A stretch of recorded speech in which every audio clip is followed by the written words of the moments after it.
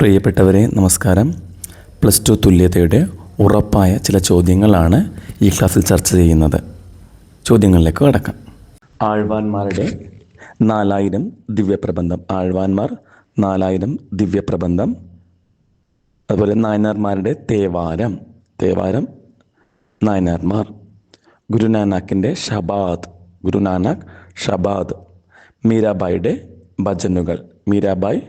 ഭജനുകൾ. ഇനി ഹാരപ്പൻ സംസ്കാരത്തിൽ കനാലുകളുടെ അവശിഷ്ടങ്ങൾ കണ്ടെത്തിയത് ഷോട്ട് ഗായ്. ഇന്ത്യയിൽ ആദ്യമായി സ്വർണ്ണ നാണയങ്ങൾ പുറത്തിറക്കിയത് കുഷാനന്മാർ. റിഹ്ല എന്ന ഗ്രന്ഥം ഇബ്നു ബത്തൂത്തയുടെ ഗ്രന്ഥമാണ് റിഹ്ല. കുഷാനന്മാർ സ്വർണ്ണ നാണയം പുറത്തിറക്കി ആദ്യമായിട്ട് ഇബ്നു ബത്തൂത്ത എഴുതിയ കൃതിയാണ് റിഹ്ല. മുഗൾ കാലഘട്ടത്തിൽ നികുതിയായി നിശ്ചയിക്കുന്ന തുക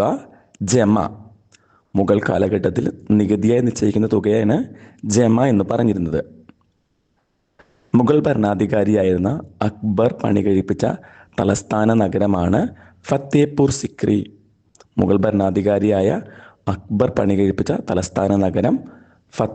സിക്രി. ബംഗാൾ സൈന്യത്തിൻ്റെ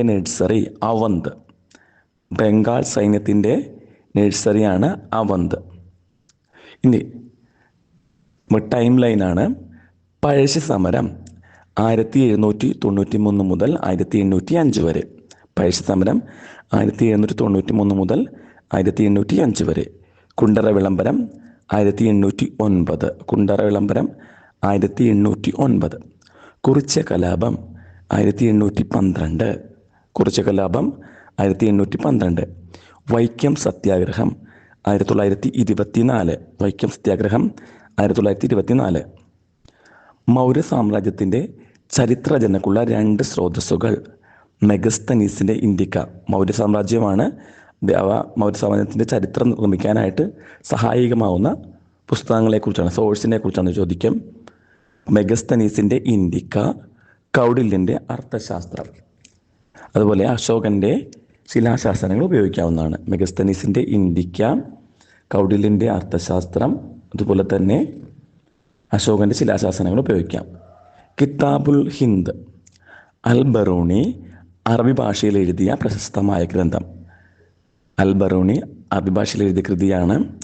ലളിതവും വ്യക്തവുമായ ശൈലിയിൽ എഴുതപ്പെട്ട ഇന്ത്യയിലെ മതം, തത്വചിന്ത, ജ്യോതിശാസ്ത്രം, ആചാരങ്ങൾ, സാമൂഹിക ജീവിതം, ഭാരതൂക്കങ്ങൾ എന്നിവയെക്കുറിച്ച് 80 അധ്യായങ്ങളിലായി വിവരിക്കുന്നു. ലളിതവും വ്യക്തവുമായ ശൈലിയിലാണ് എഴുതപ്പെട്ടത്.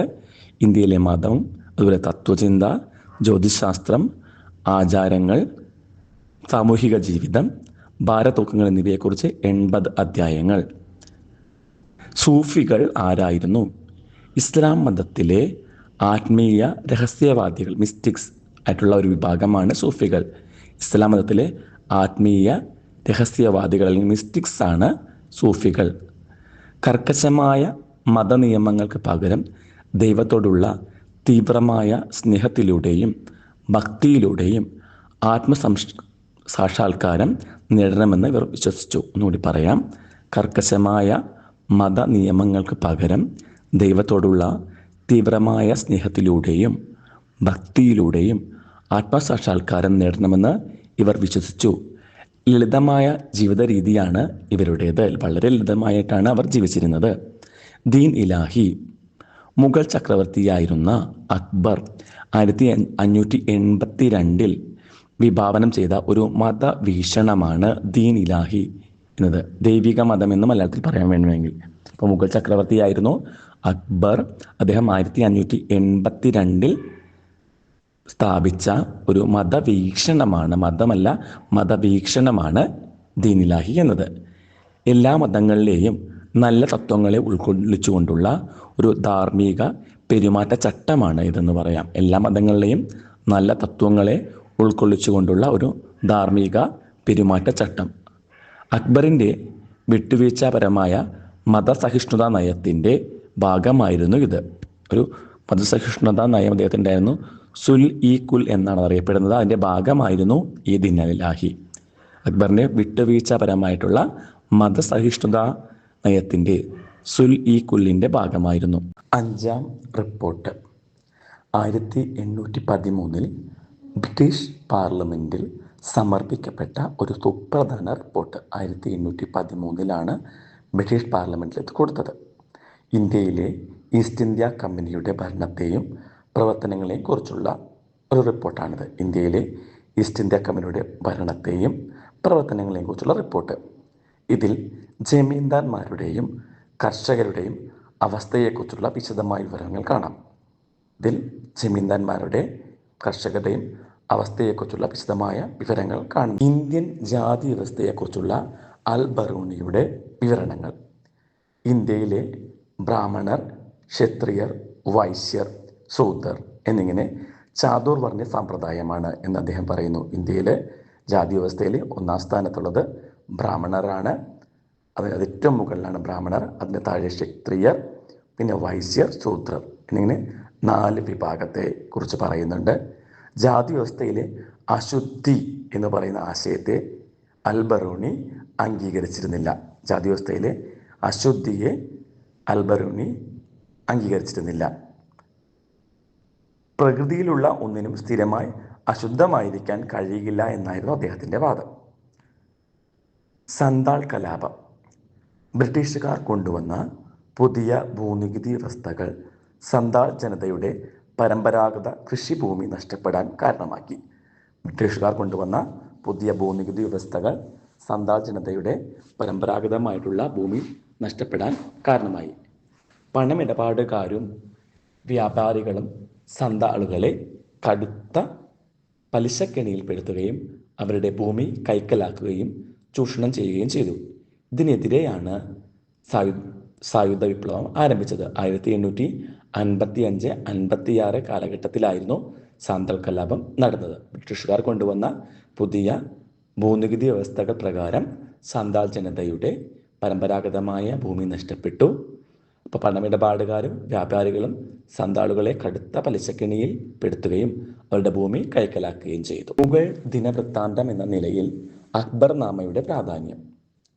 അക്ബർ ചക്രവർത്തിയുടെ നിർദ്ദേശപ്രകാരം അബുൽ ഫസൽ എഴുതിയ കൃതിയാണ് അക്ബർനാമ. അക്ബർ ചക്രവർത്തി നിർദ്ദേശമാണ്. അബുൽ ഫസലാണ് ഈ കൃതി എഴുതിയത്. എൻ്റെ പേര് അക്ബർനാമ എന്നാണ്.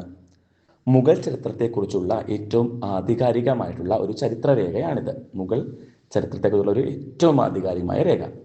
ഇത് 3 ഭാഗങ്ങളായിട്ടാണ് ഉൾപ്പെടുത്തിയിരിക്കുന്നത്.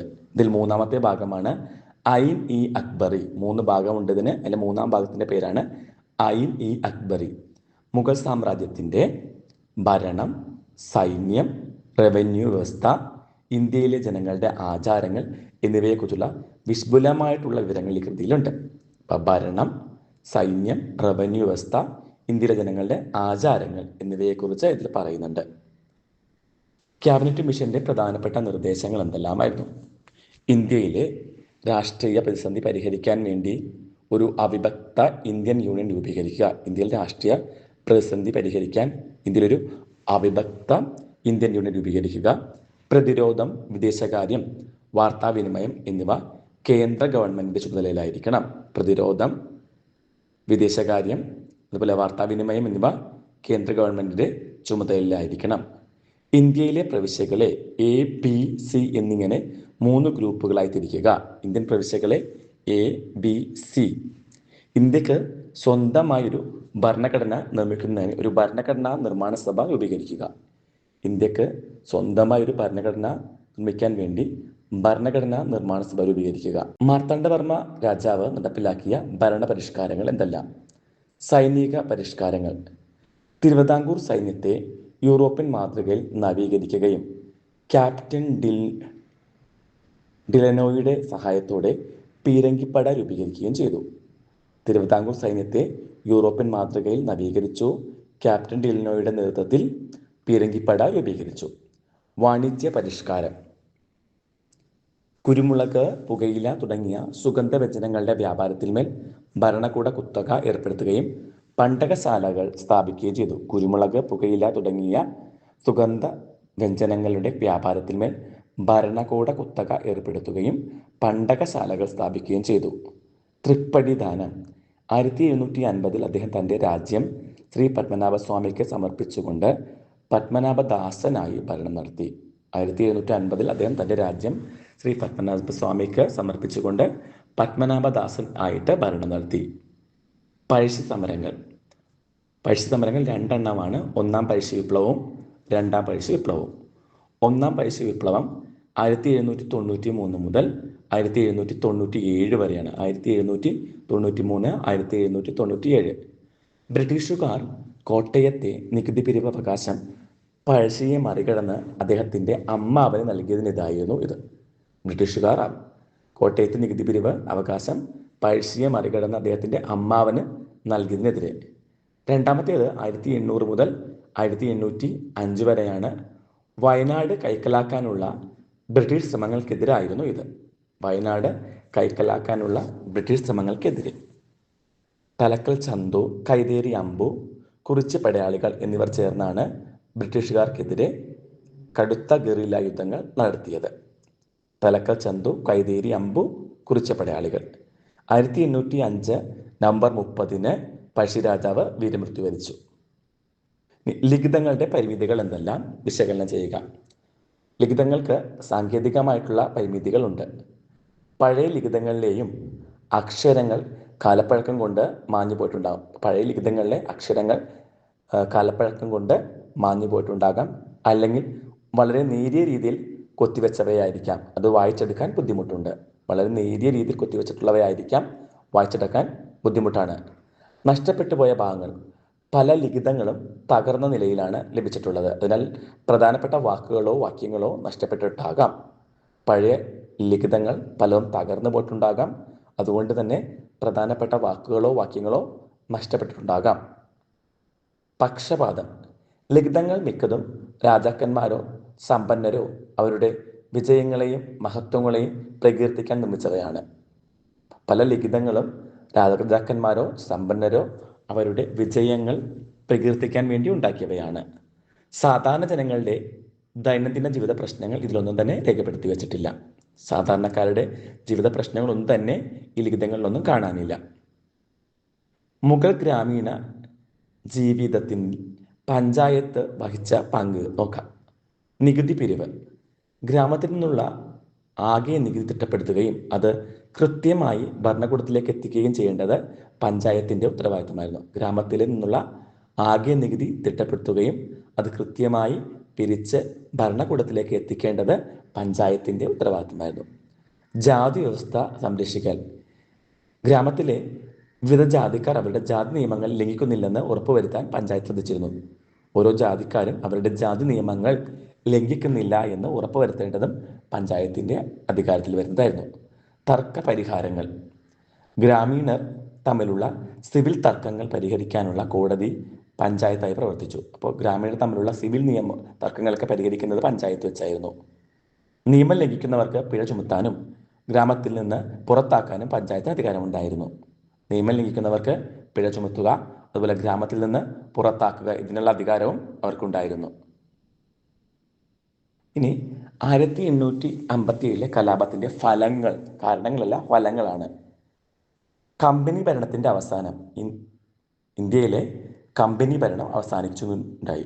ഇന്ത്യയിലെ ബ്രിട്ടീഷ് ഈസ്റ്റ് ഇന്ത്യ കമ്പനിയുടെ ഭരണമായിരുന്നു അത്ര നാൾ ഉണ്ടായിരുന്നത്. ആ ഭരണം പൂർണ്ണമായി അവസാനിച്ചു. എന്നിട്ട് ഭരണം ബ്രിട്ടീഷ് രാജ്ഞി നേരിട്ടേറ്റെടുത്തു. അപ്പോൾ ബ്രിട്ടീഷ് രാജ്ഞി ഇന്ത്യയുടെ ഭരണം വിക്ടോറിയ രാജ്ഞി ഏറ്റെടുക്കുന്നു. അത് 1858 ആക്ട് പ്രകാരമാണ്. രാജ്ഞിയുടെ വിളംബരം ഉണ്ടാകുന്നു. ഇന്ത്യൻ ജനതയ്ക്ക് മതസ്വാതന്ത്ര്യം ഉറപ്പു നൽകുകയും സ്വദേശി രാജാക്കന്മാരുടെ ദത്താവകാശ നിരോധന നിയമം പോലുള്ളവ റദ്ദാക്കുകയും ചെയ്തു. ഇന്ത്യൻ ജനതയ്ക്ക് മതസ്വാതന്ത്ര്യം ഉറപ്പു നൽകി സ്വദേശി രാജാക്കന്മാരുടെ ദത്താവകാശ നിരോധന നയം പോലുള്ളവ റദ്ദാക്കി. സൈനിക പുനഃസംഘടന. ബ്രിട്ടീഷ് സൈന്യത്തിൽ ഇന്ത്യൻ സൈനികരുടെ എണ്ണം കുറയ്ക്കുകയും യൂറോപ്യൻ സൈനികരുടെ എണ്ണം കൂട്ടുകയും ചെയ്തു. ബ്രിട്ടീഷ് സൈന്യത്തിൽ ഇന്ത്യൻ സൈനികരുടെ എണ്ണം കുറയ്ക്കുകയും യൂറോപ്യൻ സൈനികരുടെ എണ്ണം കൂട്ടുകയും ചെയ്തു. ഈ ക്ലാസ്സോടെ നമ്മുടെ +2 തുല്യത ചരിത്രത്തിൻ്റെ ക്ലാസ്സുകൾ അവസാനിക്കുകയാണ്. ഇന്ന് പരീക്ഷയാണ്.